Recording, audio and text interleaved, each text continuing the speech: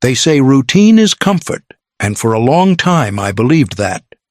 Every morning I'd wake up next to Leora, brush my teeth while she scrolled on her phone, and head off to my job at the firm with coffee in one hand and the illusion of stability in the other. We'd been married 8 years. No fireworks lately, but no major fights either. We had a decent house just outside Oakwood Careers that paid well enough, and matching opinions on granite countertops and retirement plans. People called us solid. I thought we were too. That Saturday I decided to finally tackle the guest room. It had become a graveyard of untouched boxes and unused appliances, our own private time capsule. Leora was out doing her usual weekend loop salon boutique, maybe a wine tasting if a friend was available. I didn't ask. We trusted each other. Beneath a pile of tangled chargers and dusty wrapping paper, I found an old external hard drive. I didn't even recognize it at first. The casing was scratched, label half-peeled. I thought maybe it had wedding photos or that European trip we never really organized into albums. I plugged it into my laptop and watched old memories blink to life. Us at the lake. Her in college with friends. A folder titled Vacay Italy. Another called Work Docs. And then I saw it Bachelorette Memories. I hesitated, but it was right there. I assumed it'd be harmless, maybe even funny. A drunk Leora in a sash, Tipsy Toasts karaoke disasters. Normal stuff. I opened the folder. The first video was just that her laughing with her bridesmaids, wobbling in heels, singing off-key. Then the second video began. A nightclub, loud music, flashing lights. A man in a firefighter costume. She wasn't just watching, she was touching him, grinding on him, kissing him like she was 19 and in love with danger. Then cut to a hotel room. She was on the bed, straddling him, laughing. No shame, no hesitation. And then it hit me. She'd saved it. This wasn't a rumor. It wasn't hearsay or some forgotten night someone else had to describe. It was her. It was mine to see. And I couldn't unsee it. When Leora came home that evening, she kicked off her heels by the door and tossed her bag on the kitchen counter like she always did. I was still holding the hard drive in my hand, but my fingers had gone numb. She looked up and saw me standing there and, without missing a beat, sighed like I had asked her to take out the trash during her favorite show. "We need to talk," I said, my voice lower than I expected. She raised an eyebrow. "What now, Silas?" I held up the drive. "I found this while cleaning the guest room." She squinted.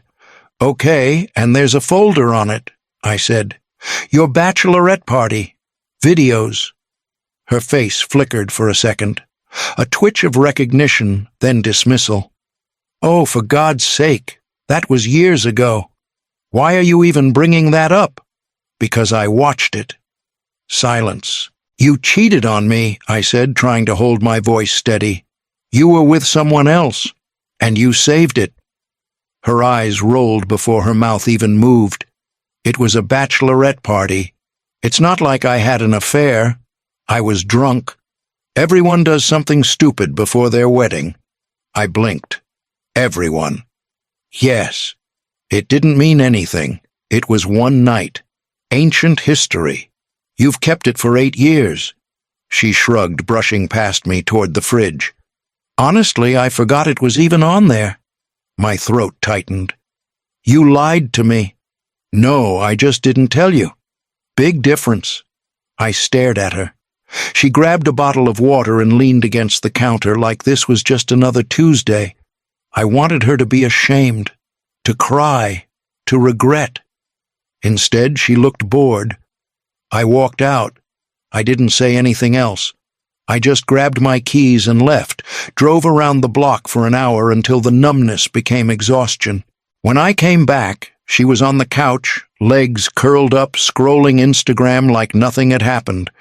The blue glow of her screen lit her face as she smirked at something only she could see. I sat down on the edge of the bed that night and realized I didn't even know what we were anymore. And then she suggested counseling. Leora brought it up over breakfast as if she were suggesting a movie night. Maybe we should talk to someone, a professional. You clearly have unresolved feelings about what happened. She stirred her yogurt while saying it, not even looking at me. I nodded because I didn't know what else to do. Part of me still wanted to believe this could be fixed, that 8 years wasn't going to unravel over a video and a shrug. We met Dr. Felden the following week. She had that warm, neutral energy that therapists seem to be trained to radiate. Her office was filled with soft light and heavy silence. I sat on one end of the couch. Leora crossed her legs on the other, perfectly put together, even for a weekday afternoon. "Why don't you tell me what brought you both here?" Dr. Felden asked gently. I opened my mouth, but Leora beat me to it. "Silas has been really distant lately," she said, sighing like it was a burden. "He keeps bringing up something that happened years ago before we were even married. It's been hard to move forward." She turned to me, almost daring me to correct her. I did. I told Dr. Felden exactly what I'd found. The video, the way she acted, how she saved it, how she didn't even flinch when I confronted her. Dr. Felden listened, asked questions. Leora barely looked at me. When asked why she hadn't told me sooner, she shrugged and said, "It was one night. It didn't mean anything. I didn't think it was worth mentioning." I walked out of that session feeling more confused than before. Each week it was the same. I talked about betrayal. She talked about moving on. I tried to explain how my trust had collapsed. She accused me of overthinking. Outside of those sessions, things didn't improve. Leora stopped asking how my day was. She spent more time on her phone. She started dressing differently, tight dresses, new heels, red lipstick I hadn't seen her wear in years. When I asked where she was going, she'd say something vague like dinner with the girls or work thing, don't wait up. There were no photos, no posts, no trace of any girls' night on her socials. I tried to shake it off, told myself I was paranoid, that therapy would help. But every time we sat on that couch, I spoke into silence, and she performed like she was auditioning for empathy. Then one evening she came home late and told me she was pregnant. She said it like she was announcing good news. "We're having a baby," she smiled, holding up the test as if that stick could erase everything that had come before it. I blinked. "Are you sure?" Her smile thinned. "Yes, Silas. I've taken 3. I nodded, not because I believed her, but because I didn't know what else to do. I walked to the sink, poured a glass of water, and kept my back to her longer than I needed to. When I turned around, she was still standing there, expecting something, joy, maybe. Relief. But I couldn't give her any of that. We hadn't been close in months. Even when we tried, it felt forced, like we were playing house instead of living one. I did the math in my head, but the numbers didn't add up. If it happened when she said it did, it would have been during a time when we barely touched each other. Still, I said all the right things. I hugged her. I nodded when she talked about nursery colors. I even smiled when she showed me baby name lists. But every word she said felt like it was coming through a wall of static. That night, I lay awake, staring at the ceiling, wondering how I was supposed to get excited about something that might not be mine. I hated myself for thinking it, but I couldn't help it. Doubt had already taken root, and it was growing fast. The next day, while she was in the shower, I searched for information on prenatal paternity testing. It was expensive, invasive, and required her cooperation. I wasn't ready to have that conversation, not yet. So I waited. I read everything I could learn about my options and told myself I'd find a way to know when the time came. In front of her, I played the role attending doctor's appointments, nodding at ultrasound pictures, listening as she rattled off baby shower ideas. But inside, I was slipping further into a fog I couldn't shake. I wanted to believe her. I wanted to believe the baby was mine. But wanting something and trusting it are two different things. And the more I thought about it, the more I knew I'd need the truth before anything else. Caleb was born on a Wednesday morning after a long night of tension and short tempers. Leora snapped at me during the drive during check-in, even when I adjusted the pillows behind her back. I didn't argue. I kept telling myself it was the pain, the stress, the moment. When they finally placed him in my arms, I stared down at this small, quiet face and tried to feel what I was supposed to feel: awe, joy, love. And for a brief second I did, until doubt crept back in. He didn't look like me. He didn't really look like her either. His skin tone, his eyes, they didn't belong to either of us. I told myself it was too soon to tell. Babies change. But the doubt didn't change with them. Leora dozed off in the hospital bed, her makeup smudged hair matted with sweat. I sat there in the corner holding Caleb, wondering if this was the beginning of something or the confirmation of what I already feared. Before we left the hospital, I asked a nurse privately about paternity testing. They had a discreet option. I signed the papers and paid for it with a separate credit card. I didn't tell Leora. I just needed to know. The days that followed blurred into feedings, diaper changes, and sleepless nights. I did what I was supposed to do. I posted the proud dad photo. I held Caleb during late-night cries. I smiled when friends texted congratulations. But inside, I was living someone else's life, going through motions I hadn't earned, waiting for results that might shatter everything. Leora seemed content, more radiant than I'd seen her in months. She flooded her social media with pictures and captions like, "Our perfect little family." Her phone buzzed constantly with likes and comments. She never noticed or never mentioned how I looked at Caleb a little too long, searching for something familiar in him. I told myself I could wait, that I had to, but every hour made it harder to pretend. And then the email came. The subject line was simple: paternity results, confidential. My hands trembled as I clicked it open in the car parked a block away from our house. I read the words 3 times before they made sense. Probability of paternity, 0%. I sat there in silence, the engine off my breath, loud in the quiet. I'd prepared myself for this, convinced myself I wouldn't be surprised. But the moment the truth was confirmed, it didn't feel clean. It felt like drowning. I stayed in the car until the sun dipped behind the rooftops. When I finally walked into the house, Caleb was asleep in his bassinet.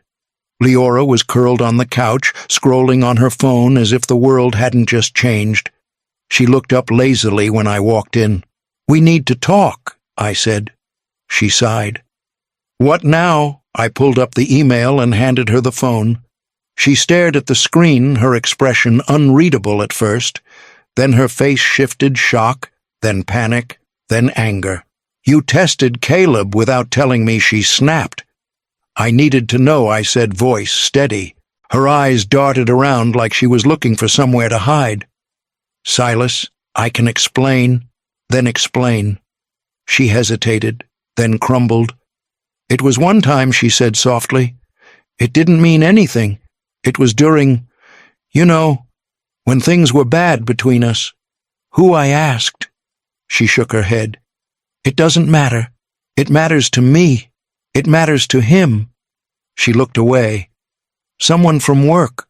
Graham. It was stupid. I didn't know I was pregnant until weeks later.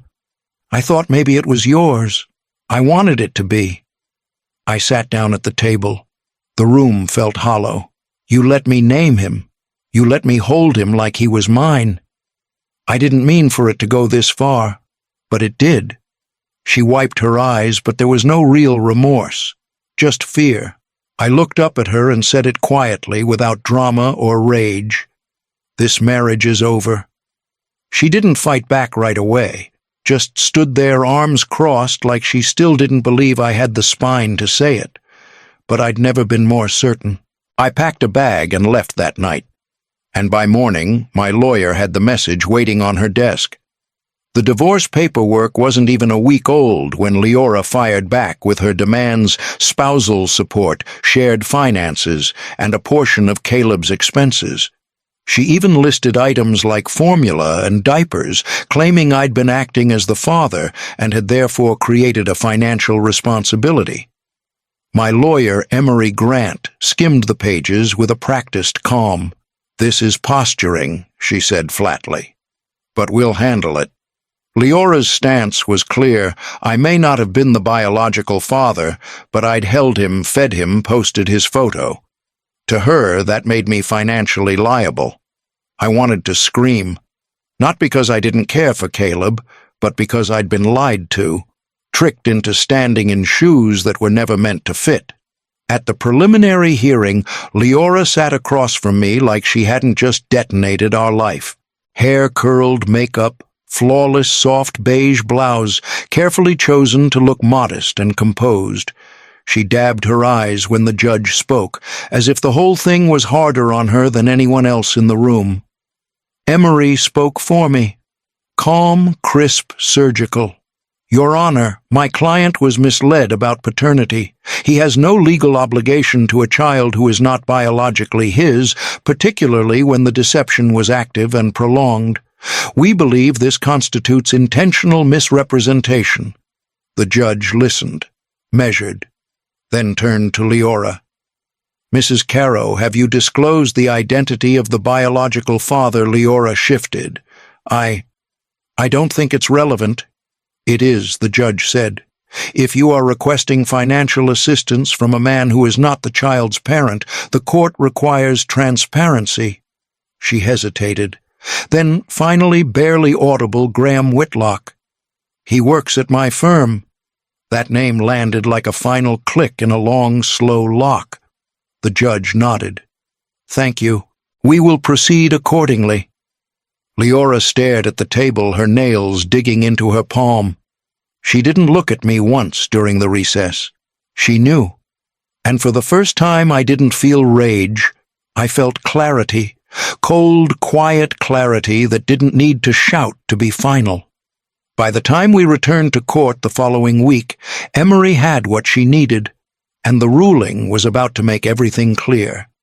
The courtroom was quieter than I expected. Just the shuffle of papers, the scratch of pens, the low hum of tension that had nowhere left to go. I sat still, hands folded, eyes on the judge as he read through the final ruling. The court finds no legal or financial obligation on the part of Mr. Caro to support either the child or the petitioner.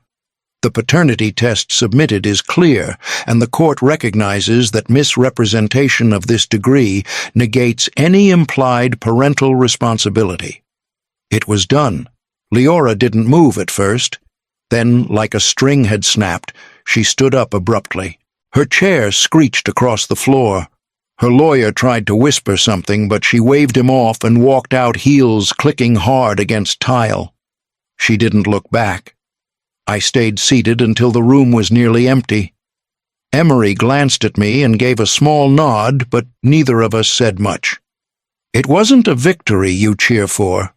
It was one you survive." Outside, the winter air bit through my coat. I hadn't realized how tightly I'd been holding my shoulders until they dropped.